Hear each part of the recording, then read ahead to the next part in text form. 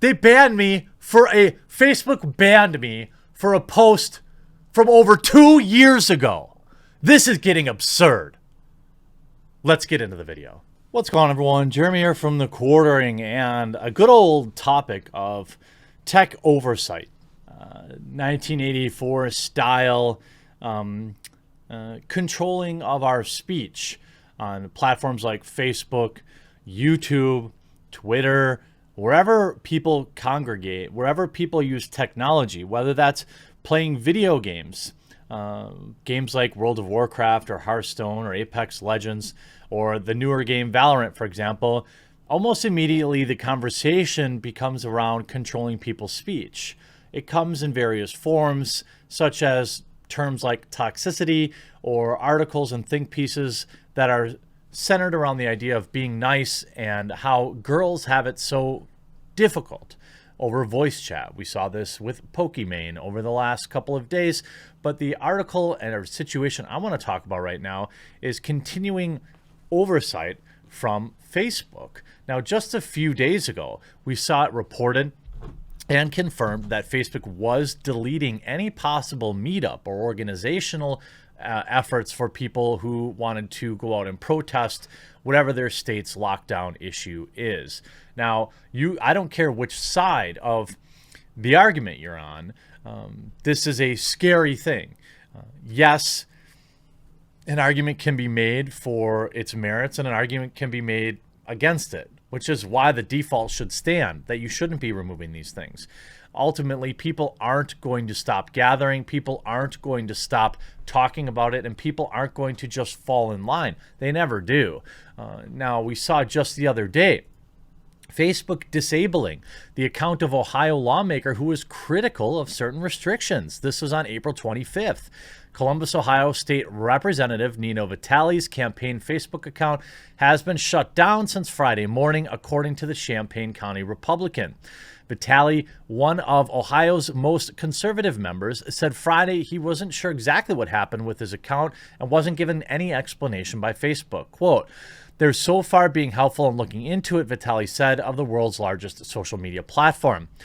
Vitale's personal Facebook page was up Friday evening. Earlier this month, he posted on his campaign Facebook account a theory that Bill Gates wants to lock us down and profit by charging us for mandatory vaccines. That post also falsely claims that Gates chose not to vaccinate his own children.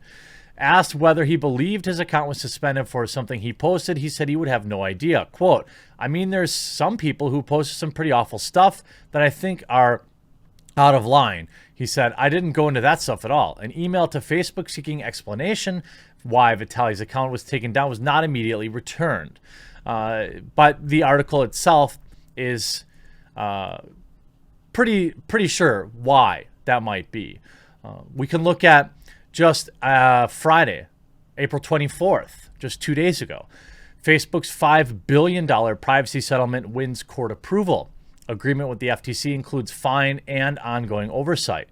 See, a lot of these social media companies, whether it's Facebook, Twitter, or Google, in my opinion, are treated like giant piggy banks from the government. So anytime they want to selectively enforce the rights of us citizens, they can just extract billions of dollars from these corporations. Where does that money go? I don't know. I sure would like to know. I've seen YouTube or Google pay something like $100 billion over the past few years.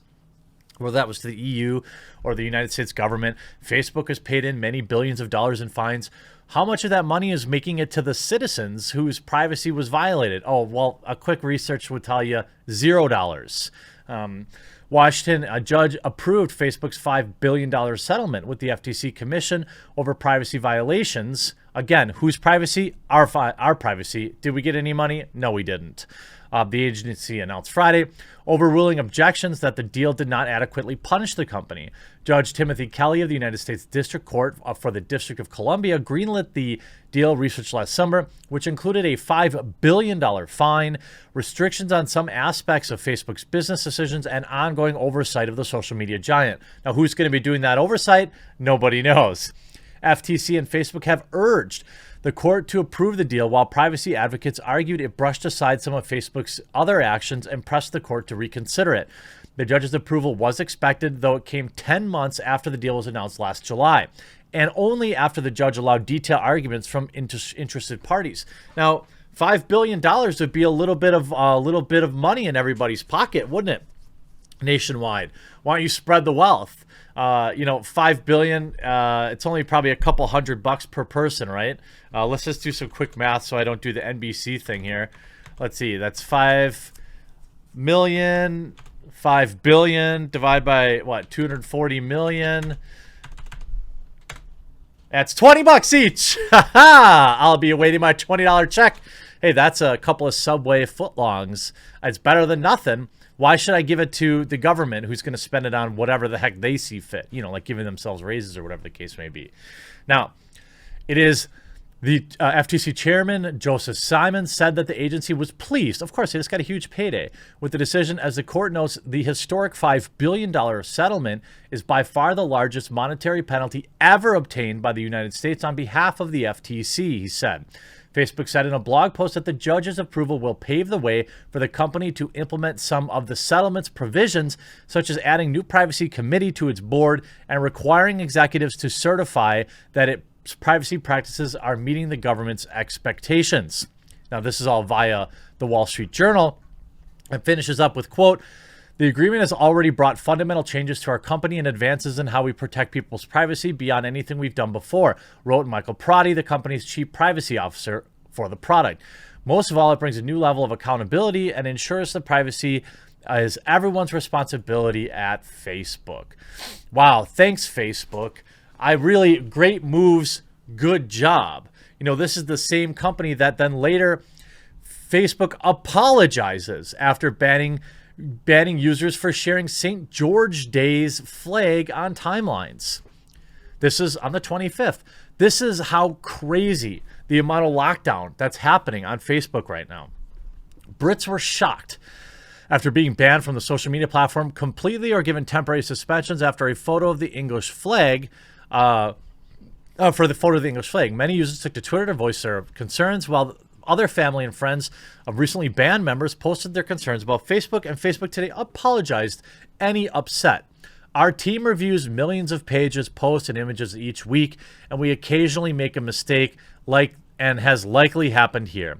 Just one furious woman blasted on social media, 'My mother got an email banning her and calling her a racist for them sharing a picture.